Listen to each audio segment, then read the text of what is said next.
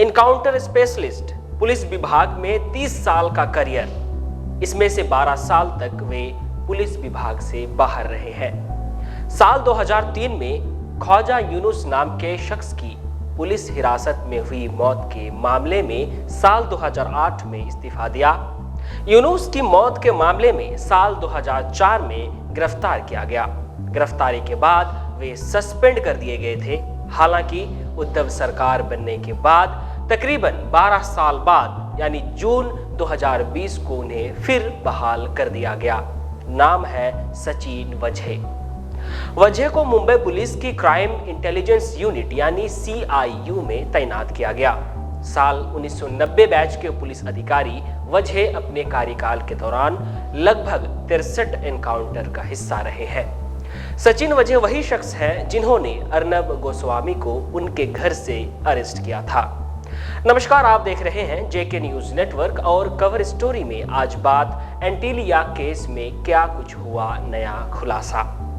देश के सबसे अमीर उद्योगपति मुकेश अंबानी के निवास स्थान एंटीलिया के बाहर संदिग्ध कार और 20 जिलेटिन की छड़ें मिलने से लेकर इस मामले में अब तक क्या क्या हुआ। सबसे पहले 25 फरवरी मुकेश अंबानी के घर से कुछ दूरी पर खड़ी सिल्वर कलर की स्कॉर्पियो कार से 20 जिलेटिन छड़ें बरामद हुई। लावारिस गाड़ी में विस्फोटक मिलने की खबर मिलते ही मुंबई पुलिस के बम निरोधक दस्ता डॉग स्क्वाड ने पड़ताल शुरू की। उसी रात ATS को पता चल गया कि गाड़ी मनसुख हिरेन की है जो 18 फरवरी को चोरी हो गई थी। दूसरा दिन 26 फरवरी हिरेन को पूछताछ के लिए सचिन वजह दक्षिण मुंबई में पुलिस कमिश्नर के ऑफिस लेकर आया। फिर 27-28 फरवरी सचिन वजह ने दोबारा हिरेन का बयान दर्ज किया। 28 फरवरी को फिर आतंकी संगठन जैश उल हिंद ने इस घटना की यानी इस पूरी घटना की जिम्मेदारी लेते हुए धमकी भरा संदेश दिया है। संगठन ने टेलीग्राम ऐप के जरिए इस घटना की जिम्मेदारी ली थी। फरवरी का महीना खत्म। 1 मार्च क्राइम ब्रांच को पता चला कि हिरेन और वजह एक दूसरे को पहले से जानते हैं। इसके बाद case assistant commissioner of police Nitin Alkanur को ट्रांसफर कर दिया गया। 3 मार्च मनसुख हिरेन ने पुलिस द्वारा प्रताड़ित किए जाने की शिकायत की। 5 मार्च मनसुख हिरेन का शव मिला। शुरुआत में सुसाइड की बात कही, लेकिन जैसे समय बीतता गया उसके साथ ही मौत का रहस्य गहराने लगा। 6 मार्च देवेंद्र फडणवीस द्वारा वजह की भूमिका को लेकर सवाल उठाए जाने के बाद केस ATS को सौंप दिया गया। फिर 7 मार्च ATS ने हत्या, सबूत नष्ट करने, अज्ञात लोगों के खिलाफ साजिश का मामला दर्ज किया। 8 मार्च MHA के आदेशों के बाद NIA ने ATS से मामले को टेक ओवर किया। 9 मार्च देवेंद्र फडणवीस ने विधानसभा में हिरेन की पत्नी बिमला का बयान पढ़ा। 11 मार्च एक निजी साइबर फर्म ने बताया कि जैश ने जो संदेश भेजा था उसका टेलीग्राम चैनल दिल्ली के तिहाड़ जेल या इसके आसपास क्रिएट किया गया था।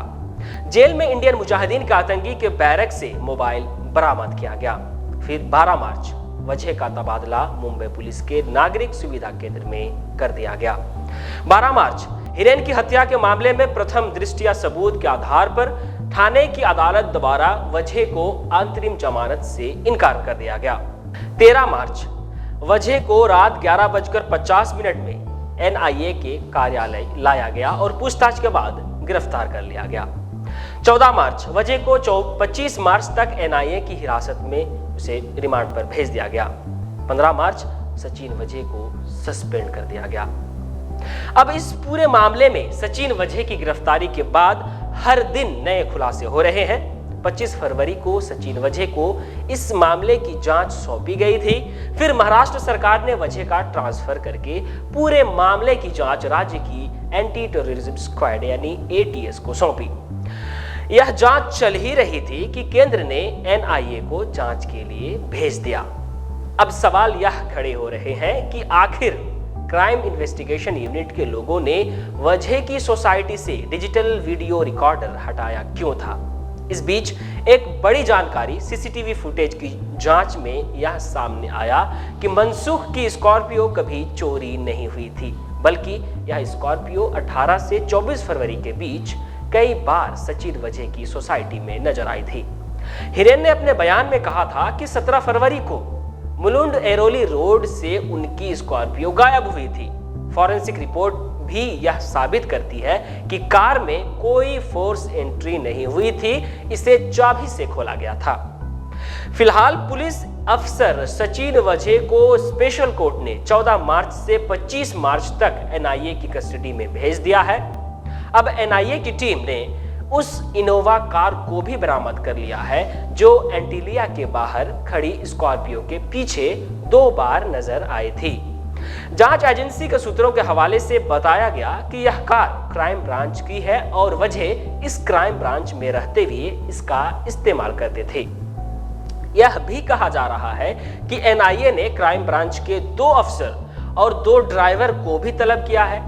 इस बीच वजह का एक और वीडियो सोशल मीडिया पर वायरल हो रहा है। इसमें वे एक स्कॉर्पियो कार के पास दिखाई दे रहे हैं। यह कार हुबहू वैसी ही है जैसी एंटीलिया के बाहर विस्फोटकों के साथ पार्क की गई थी।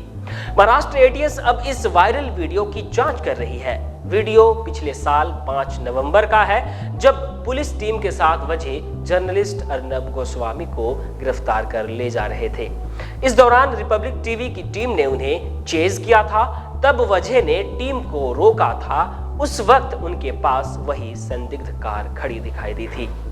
अब जानते हैं वजह पर क्या आरोप है। वजह का नाम 25 फरवरी को उद्योगपति मुकेश अंबानी के घर के बाहर से बरामद स्कॉर्पियो के मालिक मनसुख हिरेन की मौत से जोड़ा गया। मनसुख की मौत के मामले में महाराष्ट्र एटीएस ने हत्या और आपराधिक साजिश रचने का केस दर्ज किया। मनसुख की पत्नी विमला हिरेन ने वजह पर पति की हत्या में शामिल होने का आरोप लगाया। स्कॉर्पियो मिलने के करीब 1 सप्ताह बाद मनसुख हिरेन का शव उनके घर से 7 किलोमीटर दूर ठाणे की समुद्री खाड़ी में पाया गया।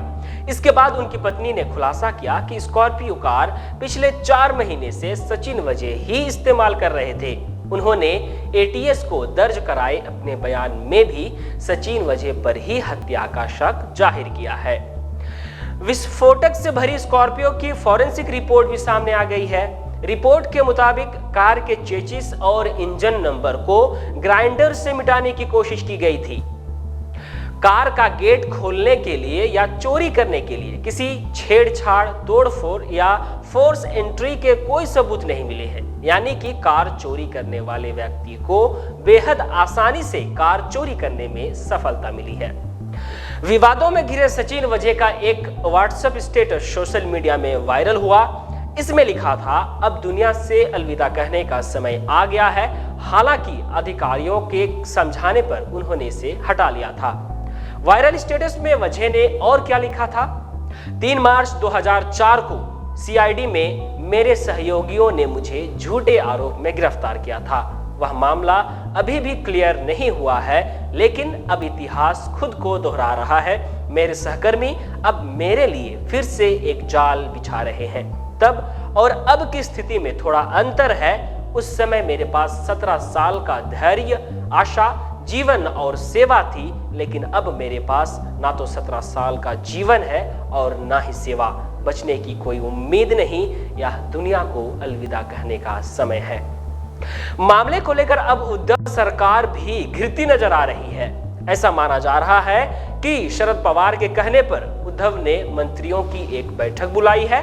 बैठक में उद्धव सरकार ने साफ कर दिया है कि वह एंटीलिया मामले में ना तो किसी अधिकारी या मंत्री को बचा रही है और ना ही किसी पर बिना सबूत कार्रवाई करने वाली है। महाराष्ट्र के मुख्यमंत्री उद्धव ठाकरे ने अपने आधिकारिक आवास वर्षा पर बड़े मंत्रियों की बैठक में एंटीलिया केस में गिरफ्तार सचिन वजह को लेकर भी सभी प्रमुख मंत्रियों से बातचीत की। माना जा रहा है कि इस केस से जुड़े अपडेट्स भी वे सभी मंत्रियों को ब्रीफ करेंगे। फिलहाल महाराष्ट्र में शिवसेना, कांग्रेस और एनसीपी की साझा सरकार है। अब देखते रहिए जेके न्यूज नेटवर्क। धन्यवाद।